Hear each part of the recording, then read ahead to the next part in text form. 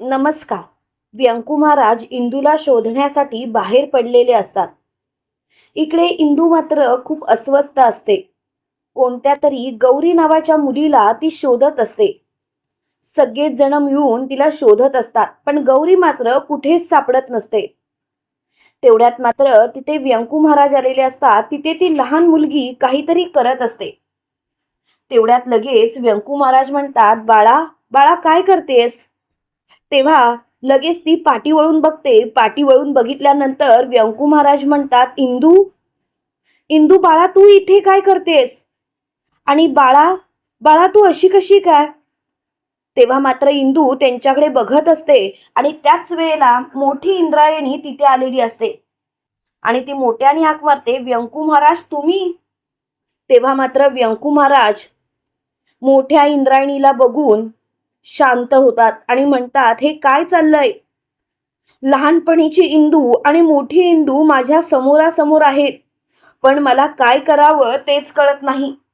त्यावेळेला इंदू त्या लहान इंदू जवळ जाते आणि तिला म्हणते, इंदू तू म्हणजे तू माझीच परछाई आहेस, पण मला ओळखायला मात्र आता जमत नाहीये. तू अचानक कशी काय आलीस? तेव्हा लगेच ती म्हणते, मला यावं लागलं. आणि तेवढ्या सगळे गावकरी तिथे आलेले असतात आणि सगळे गावकरी तिला बघून म्हणतात, गौरी गौरी बाळा अगं कुठे होतीस तू? तेव्हा लगेच ती तिच्या वडिलांना जाऊन बिलगते आणि त्यांना म्हणते, बाबा बाबा मी इथेच आले होते. अहो तुम्हाला तर माहिती आहे ना मी विठुरायाची किती भक्त आहे ते. मला तर विठुराया दिसला होता आणि त्याचा पाठलाग करत मी इथपर्यंत आले, पण तो कुठे गेला काय माहिती. तेव्हा मात्र इंदू बोलते, ही तुमची गौरी आहे?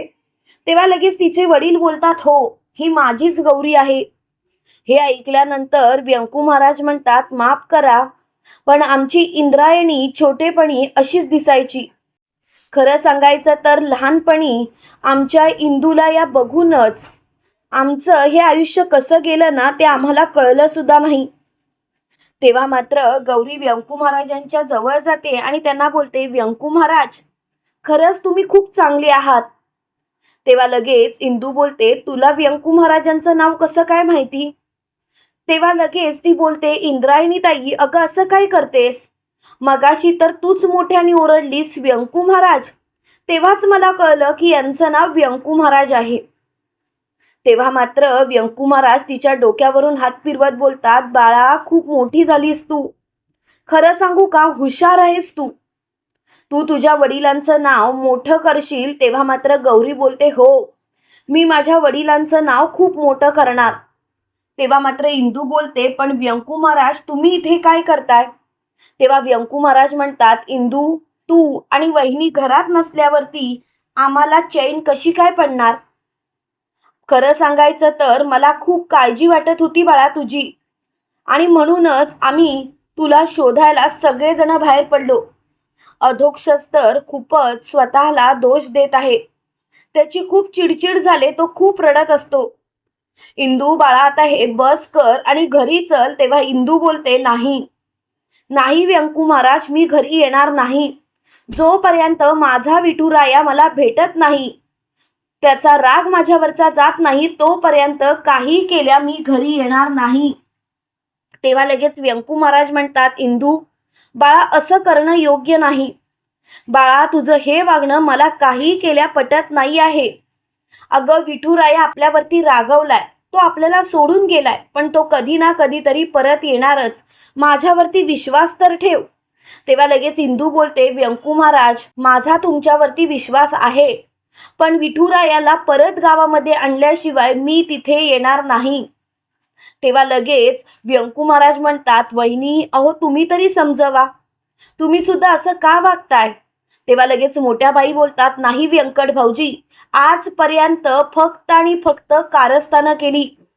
आता कुठे मला गोष्टी समजायला लागल्यात, त्याचा पश्चाताप झालाय आणि मला माझ्या सुनेला प्रत्येक गोष्टीमध्ये साथ द्यायची आहे. खरं तर ती माझी सून नाही तर मुलगी आहे. व्यंकू महाराज बोलतात, वहिनी हे तुम्ही बोलताय? तेव्हा लगेच मोठ्या बाई म्हणतात, हो कारण शेवटी पश्चाताप हा होतोच ना, आणि तोच पश्चाताप मला झाला. जिथे इंदू असेल तिथे मी. अधोक्षजला सांगा काळजी करू नकोस, आम्ही दोघीही सुखरूप आहोत. तेव्हा व्यंकू महाराज म्हणतात, नाही, जोपर्यंत तुम्ही दोघी घरी येत नाही तोपर्यंत मी तुम्हाला सोडून कुठेही जाणार नाही. तेव्हा लगेच इंदू बोलते, व्यंकू महाराज असं करू नका. व्यंकू महाराज तुम्ही असं का वागताय? घरच्यांचा तरी विचार करा. आधीच तो पोपटराव जेलमध्ये आहे, पण ती श्रीकला मात्र फरार आहे. आणि अशा परिस्थितीत आपलं घर टाकून आपण तिघही जर का असे बाहेर असलो तर आपल्या घरच्या लोकांना नक्कीच काही ना काहीतरी धोका असणारच. प्लीज व्यंकू महाराज तुम्ही तिथे असणं खूप गरजेचं आहे. तेव्हा व्यंकू महाराज म्हणतात, मी काय करू इंदू, इकडे आड तिकडे विहीर झाली आहे माझी. खरं सांगायचं तर कोणत्या परिस्थितीत कोणाला साथ देऊ तेच मला कळत नाही. तेव्हा मात्र मोठ्यानी इंदू बोलते, व्यंकू महाराज मी तुम्हाला सांगते ना, तुम्ही जा घरी. तेव्हा लगेच व्यंकू महाराज म्हणतात, नाही, मी तुला सोडून जाणार नाही इंदू. आजपर्यंत तुला प्रत्येक गोष्टीमध्ये मी साथ दिली आहे. मला सुद्धा माझ्या विठुरायाला घरी घेऊन जायचं आहे. इंदू, माझ्यावरती विठुराया चिडून गेलाय आणि पश्चाताप मात्र तुला होतोय. त्याचं प्रायचित्त मात्र तू घेतेस. त्यावेळेला इंदू बोलते, व्यंकू महाराज तुम्ही घेतलं काय आणि मी घेतलं काय, शेवटी सारखंच. तेव्हा लगेच व्यंकू महाराज म्हणतात, नाही, प्रत्येकाचं प्रायचित्त प्रत्येकाने घ्यावं. इंदू, एक गोष्ट लक्षात ठेव, तुझा माझ्यावरती जीव आहे हे मला मान्य आहे, तुझं माझ्यावरती प्रेम आहे हे सुद्धा मला मान्य आहे. पण यासाठी तुला माझे सगळे गुण दोष स्वतः स्वीकारायला पाहिजेत असं नाही ना. जे माझे दोष आहेत ते मीच स्वीकारले पाहिजेत. तेव्हा मात्र इंदू बोलते, व्यंकू महाराज पण आता तुमची अवस्था तरी बघा. व्यंकू महाराज तुम्ही स्वतःला सावरावं एवढीच माझी इच्छा आहे. तेव्हा मात्र मोठ्या बाई म्हणतात, इंदे अगं सोड, व्यंकट भाऊजी आहेत ते ऐकणार नाही कुणाचं, आणि ऐकतील ते व्यंकट भाऊजी कसले. तेव्हा मात्र इंदू बोलते, पण मोठ्या बाई मला तर खूप भीती वाटते. तिकडे आपलं घर असंच पडलंय. त्यावेळेला लगेच गावकरी म्हणतात, अहो नक्की झालंय काय? मग आजपासून आम्ही तुमचं ऐकतोय, विठुराया गायब झालाय, विठुराया गायब झालाय. पण का? असा कसा विठुराया गायब झाला? तेव्हा लगेच इंदू बोलते, खूप मोठी गोष्ट आहे ती, आणि सांकेतिक भाषेमध्ये इंदू सर्व काही सांगत असते. ती गोष्ट ऐकल्यानंतर सगळ्यांना खूप मोठा धक्का बसतो. त्यावेळेला गावकरी बोलतात, हे बघा इंद्रायणी ताई, तुम्ही काळजी करू नका. तुमचं विठुरायावरचं प्रेम नक्कीच तुम्हाला त्याच्याजवळ नेणार. तेव्हा लगेच छोटी इंदू बोलते, इंद्रायणी ताई मी तुला तुझ्या विठुरायाला भेटवते. तेव्हा लगेच मोठी इंदू बोलते, तू आणि मला भेटवणार? त्यावेळेला लगेच गौरी बोलते, हो, मीच तुला तुझ्या हातात विठुरायाची मूर्ती आणून देईन, पण एक गोष्ट मात्र तू माझ्यासाठी करायची. तेव्हा लगेच इंदू बोलते, तू जे म्हणशील ना ते मी करेन. अगं मी माझ्या विठुरायासाठी स्वतःच्या जीवाचा सुद्धा विचार करणार नाही. अगं त्याच्या पायावरती मी कायमचं झोपी जायला तयार आहे. तेव्हा लगेच गौरी बोलते, हे सर्व करायची गरज नाही, फक्त मला तुझ्यासोबत विठुरायाची मूर्ती घेऊन तुमच्या विठूच्या वाडीत यायचं आहे. कारण मी दिग्रसकरांबद्दल खूप ऐकलंय, पण मला दिग्रसकर सगळे समोर बघायचे आहेत. तेव्हा मात्र इंदू बोलते, एवढंच ना बाळा, अगं मी तुला असंही घेऊन जाईन. तेव्हा लगेच गौरी बोलते, नाही, तुला विठुरायाची मूर्ती पाहिजे ना? तेव्हा लगेच इंदू बोलते, हो, मला विठुरायाची मूर्ती घेऊन जायचंच आहे, पण ती मूर्ती कशी दिसते ते मला माहिती आहे, पण तुला माहिती आहे का? तेव्हा गौरी बोलते, त्याची गरज नाही. जे विठुरायाचे भक्त आहेत त्यांना त्यांचा विठुराया कसा दिसतो कसा नाही हे चांगलंच माहिती असणार, आणि माझ्या विठुरायात आणि तुझ्या विठुरायात काय फरक असणार? थांब, मी तुला आत्ताच मूर्ती देते. आणि खरोखर गौरी विठुरायाची सेम टू सेम मूर्ती इंदूच्या समोर घेऊन येते. इंदू ती मूर्ती बघून खूपच रडायला लागते. इंदू ते विठुरायाच्या पायावर नतमस्तक होते आणि त्याला मिठी मारून म्हणायला लागते, विठुराया काय झालं होतं? तू का आम्हाला सोडून आला होतास? विठुराया आता तू घरी चल. तेव्हा मात्र गौरी बोलते, ताई अगं रडू नकोस. अगं त्यांनी तुझी परीक्षा घेतली आणि त्या परीक्षेत तू पास झालीस, म्हणून तर तुझी आणि माझी गाठभेट झाली. अगं त्यात रडायचं काय ताई? एक गोष्ट लक्षात ठेव, विठुराया तुझ्यासोबत कायम आहे आणि कायम असणार. आता आपण तुझ्या गावी जायला निघूया. तेव्हा लगेच मोठ्याने व्यंकू महाराज म्हणतात, इंदू, इंदू बघितलंस छोट्या इंदूची भेट का झाली ते. शेवटी मालिकेचा निरोप घेता घेता का होईना पण छोट्या इंदूची एंट्री मात्र झाली.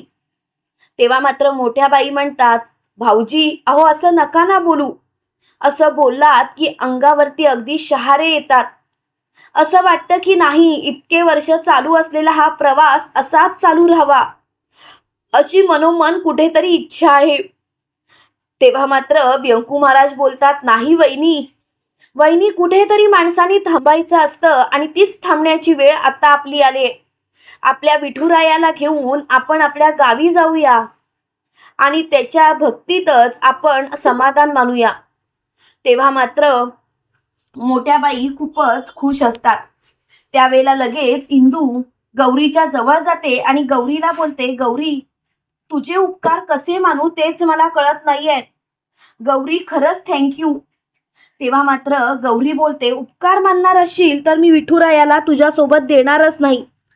आणि खरं सांगू का, तू उपकार का मानतेस ताई. ताई अगं तू माझ्या वडिलांची आणि माझी भेट घडवून आणलीस आणि तू आता असं वागतेस. ताई प्लीज प्लीज असं वागू नकोस. तेव्हा मात्र इंदू बोलते, अगं तसं नाही बाळा, ज्या गोष्टीसाठी मी एवढे दिवस तडफडत होते त्या विठुरायाला तू माझ्या स्वाधीन केलंस. तेव्हा मात्र गौरी बोलते, हो पण मी अट काय ठेवले माहिती आहे ना, तुला मला तुझ्या सोबत घेऊन जावं लागेल. तेव्हा मात्र तिची खूपच चिडचिड झालेली असते. त्याच वेळेला लगेच इंदू बोलते, अगं हो बाळा, मी माझ्या शब्दावरून कधीच बाजूला हलणार नाही. माझा शब्द आहे की मी तुझ्या सोबत आहे. तेव्हा मात्र इंदू विठुरायाच्या नामाचा गजर करत विठूच्या वाडीकडे जायला निघालेली असते.